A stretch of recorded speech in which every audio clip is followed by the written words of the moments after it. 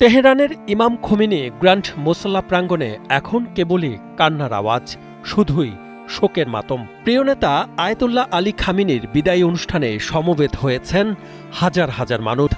নিবেদন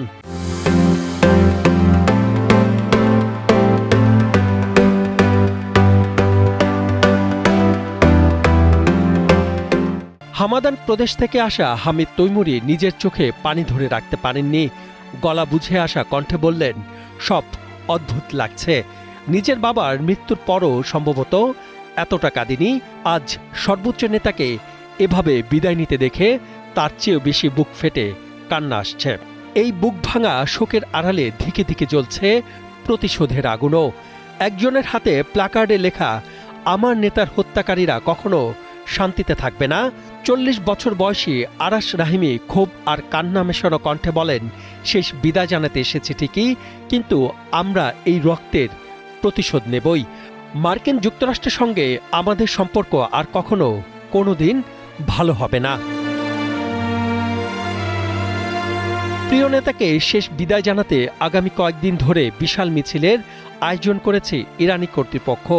দূর দূরান্ত থেকে আসা এই শোকার্ত মানুষগুলোর যেন কোনো কষ্ট না হয়, সেজন্য পরিবহন, খাবার ও মাথা গোঁজার ঠাঁই নিশ্চিত করতে দিনরাত কাজ করে যাচ্ছে প্রশাসন।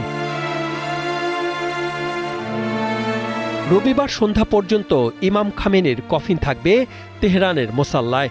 সেখানে শেষবারের মতো তাকে ছুঁয়ে দেখছেন ভক্তরা। এরপর তার নিয়ে যাওয়া হবে ইরান ও ইরাকের শিয়া ধর্মকেন্দ্র কোম, নজফ ও কারবালায়।